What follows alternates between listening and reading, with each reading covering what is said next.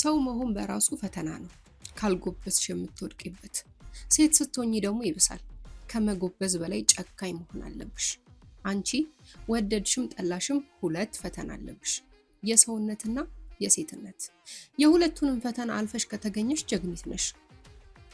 ለመውደቅ ብዙ ምክንያት ይኖርሻል፣ ነገር ግን ለመነሳት አንድ ምክንያት ካለሽ ድል ትነሻለሽ። ለዛሬ ለመውደቅ ብዙ ምክንያት ከነበሯት ጋር በትንሹ ላስተዋውቅሽ። ኦፕራ ትባላለች።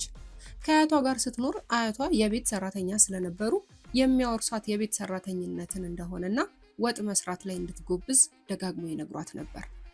አያቷ ከድህነታቸው የተነሳ ጆንያ ቀደው ልብስ አድርገው ሰፍተው እያለበሷት የነበረ ቢሆንም ሁልጊዜም ለራሷ ግን እኔ ትልቅ የቴሌቪዥን ፕሮግራም አቅራቢ ነው የምሆነው እያለች ተነግረው ነበር። ድህነቷ ለኦፕራ የመውደቂዋ ምክንያት ሊሆናት ይገባ ነበር። ኦፕራ በገዛ አጎቷና በሶስት ጓደኞቹ ተደፍራ ነበር። በዚህ አላበቃም።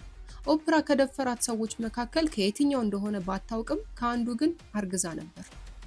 ይቀጥላል። ገና በለጋ እድሜዋ በማርገዟ ምክንያት ከቤተሰብ ጀምሮ ሙሉ የሰፈር ሰው አግልሏታል። የ7 ወር ልጇን ያለ ጊዜው ወልደዋለች። ወልደውም አልሰመረላትም፣ ሞቶባታል።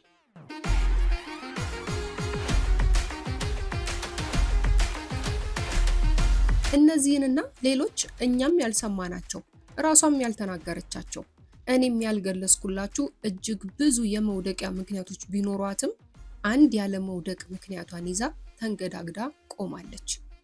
እሱም ህልሟ ነበር። ብዙ ነገሮች አለፉ።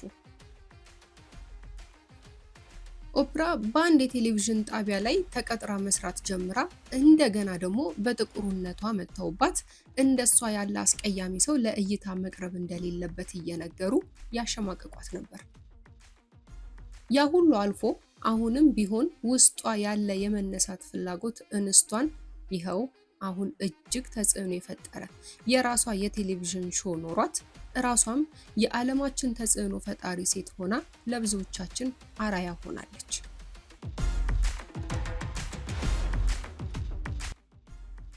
ይህ ደግሞ የኔ ምክር ነው። ለመውደቅ ምክንያት ብንፈልግ አናጣም። ሰዎች ነንና ብዙ መሰናክሎች ይኖረናል። ከመሰናክሎቻችን በላይ ህልማችንን እንመነው። ሁኔታው ባይመስል እንኳን በራሳችን እንመን። ተስፋ እናድርግ። ተስፋ ደግሞ ብርሃን እያየን አይደለም። ተስፋ በጨለማ ውስጥ ሆነን ብርሃን ይመጣል ብሎ ማመን ነው። ሰብስክራይብ በማድረግ ቤተሰብ ይሁኑ። እናመሰግናለን።